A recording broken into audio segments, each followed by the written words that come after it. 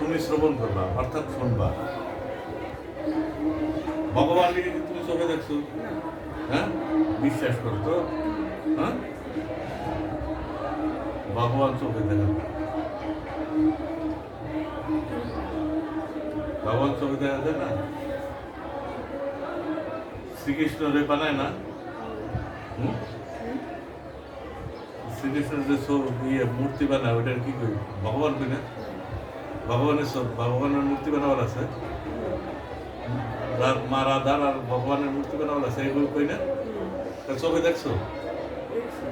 হ্যাঁ, তাহলে ভগবানও মানুষের কর্ম, মানুষের রূপ ধরে পৃথিবীতে আসে, তার কর্ম কৌশলে পৃথিবীতে মানুষকে জানানোর জন্য, বোঝানোর জন্য, তার যে ফিলসফি দর্শন, সেটাকে এই পৃথিবীর মানুষের মঙ্গলের জন্য তারা এখানে আসে। আর তাদের যে কর্মকৌশল, সেটা আমাদের জীবনে ধারণ করা মানেই হলো ভগবানকে ধারণ করা। বুঝতে পারছো? এখন ঠাকুর অনুকূলচন্দ্রের দীক্ষা তুমি গ্রহণ করবা, ঠিক আছে, কিন্তু তোমাকে যেন বাবা দেখে কেউ বলে, তোমার বাবার নাম কি? মিলন সরকার। তোমার নাম অমিত সরকার। আরে দেখ, ওই যে মিলনের ছেলে অমিত, তোমার মার নাম কি? হ্যাঁ, অঞ্জনা সরকার।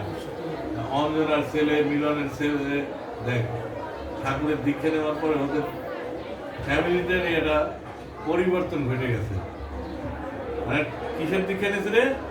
ঠাকুর অনুকূলচন্দ্রের দীক্ষা নিয়েছে। মানে ঠাকুর অনুকূলচন্দ্রের যে অনুচলন, তার যে অবস্থান, তার যে তোমার চলার যে গতি, সেই গতি যেন তোমার নিজের জীবনে প্রস্ফুটিত হয়। তাহলে তোমার দীক্ষার অনুচলন, মানে দীক্ষানুচলনের, দীক্ষার যে পরবর্তী যে ধাপটা, সেটাকেই বলা হয়েছে দীক্ষানুচলন। আর দীক্ষানুচলন মেনে চললেই তুমি, তোমার রোল নম্বর কত? 3। স্যারে কি তোমার কম পড়াইছে নাকি? তোমার এক হইল না কিছু?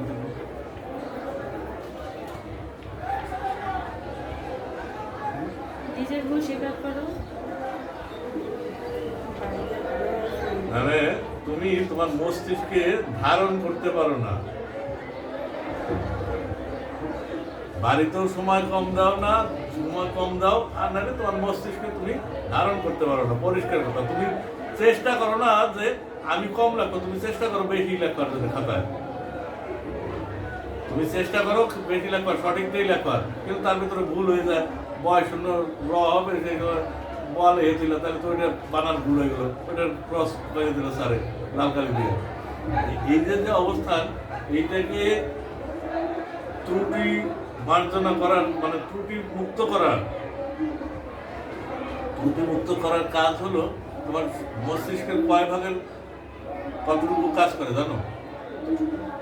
জানো না? সত্যি জানো না? মস্তিষ্কে হাজারো হাজারো কোটি কোটি কোষ আছে। কোষ বুঝো তো?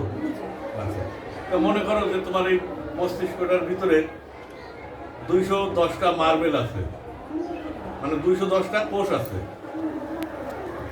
বুঝতে পারছো? এই 210টা কোষের ভিতরে মাত্র 70টা কোষ কাজ করে, অর্থাৎ 3 ভাগের 1 ভাগ কাজ করে মস্তিষ্কে। আর এই 3 ভাগের 2 ভাগ থাকে ফাঁকা। এই মার্বেল গুলা যে জায়গায় বসানো আছে, ওই জায়গায় পয়সা থাকে, খায় আর ঘুমায়। বুঝতে পারছো? এই মার্বেল গুলাকে নিজের মস্তিষ্কে সচল রাখার জন্য, চালু রাখার জন্য প্রয়োজন হয় দীক্ষা। এখন তুমি আমার কি বলে সম্বোধন করবা?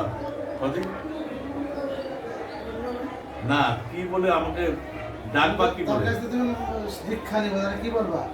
তোমার গুরু হবে না? না না না, আমাকে কি জেঠু বলবা না দাদু বলবা? তোমার যেটা খুশি হবে। দাদু, আচ্ছা ঠিক আছে। তোমার এই মস্তিষ্কে 2 ভাগের 1 ভাগ কাজ করে না। এই 1 ভাগের কাজ করার যে 1 ভাগ কাজ করে আর 2 ভাগ কাজ করে না। তাহলে এই 2 ভাগের যে কোষগুলাকে সচল রাখার জন্য তোমার প্রয়োজন হলো দীক্ষা। দাদু, আমার দীক্ষার সাথে আর আমার এই কোষগুলোর সাথে সম্পর্কটা কি? মনে করো এইরকম, এই যে দাগটাই দেখো তুমি, এই যে ক্র্যাকটা কি সোজা? ওই জায়গাতে জল ছাড়লে ক্র্যাক বাইয়ে বাইয়ে আসবে, কিন্তু জলটা আসতে অনেক সময় লাগবে। আর যদি সরল একটা ক্র্যাক থাকে দ্রুত দ্রুত চলে আসবে, তাই তো?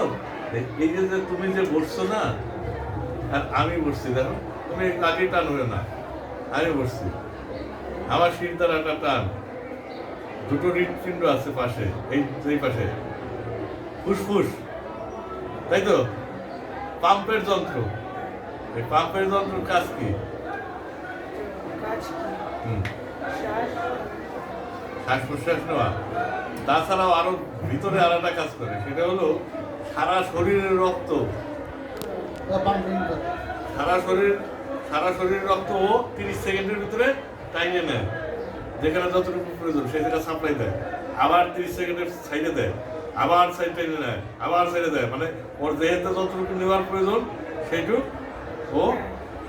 কিন্তু এর ভিতরে যদি তুমি এইভাবে বসে থাকো, মনে করো আমি বসছি, এইভাবেও কিন্তু করবে, কিন্তু গতিটা ওই রকম হবে না। যদি এইরকম করো না, তাহলে গতিটা বৃদ্ধি পাবে, আর গতিটা বৃদ্ধি পাইলেই তোমার বাড়ির পাশে কি নদী আছে নাকি? খাল আছে, খালে কচুরিপানা দেখো, যদি সোজা জায়গা থাকে কচুরিপানা দ্রুত চলে যায় না যখন জল বেশি থাকে। আর যদি এরকম এরকম আঁকা বাঁকা থাকে, একটা বাঁশঝাড়ের কলসি যদি এরকম থাকে নিচে নামানো, তাহলে ওই কচুরিপানার বাঁশঝাড়ের সাথে যে আটকেই যায় না। তাহলে তোমার এই যে তুমি যে এইভাবে বসছো, মনে করো এখানে একটা বাঁশঝাড়ের কলসি আটকে গেছে, এখানে কচুরিপানা তোমার জমতে জমতে যেটা কি হবে, অনেক জায়গাটা আটকে যাবে, এই রক্তের প্রবাহটা সঠিক চললো না। আর যদি এইরকম সোজা থাকে, তাহলে ওই যে সামনে যে আর এক ঝাঁপ কচুরি আটকে রয়েছে, ওইটার ধাক্কায় নিয়ে চলে যাবে। কোথায় যাবে? নদীর একেবারে নদীর সাথে, খাল তো নদীর সাথে সংযোগ করা, তাই তো? এখান থেকে যে 70টা কোষ কাজ করবা লাগছে, আর 140টা কোষ কাজ করে না। এই 140টা কোষ ঘুমন্ত করছে, এবারে ধাক্কাবে, এই পেড়া ওড়স না খায়, এই পেড়া ওড়স না খায়, এই পেড়া ওড়স না খায়। আর এতে যদি একটা কোষ তোমার আলাদা করে খুলে যায় ভাই, তাহলে তুমি ওই যে 1 নম্বর যা রয়েছে না, তুমি সেইটা হবা।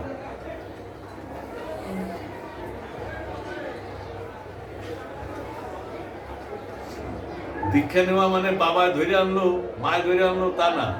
তুমি তোমার নিজেকে সঠিকভাবে জানার জন্য দক্ষতার সহিত সমাজের কাছে, দেশ জাতি, তোমার ফ্যামিলি, তোমার পারিপার্শ্বিক, এদের সামনে নিজেকে দক্ষতার সহিত উপস্থাপন করার জন্য তুমি দীক্ষা গ্রহণ করবা।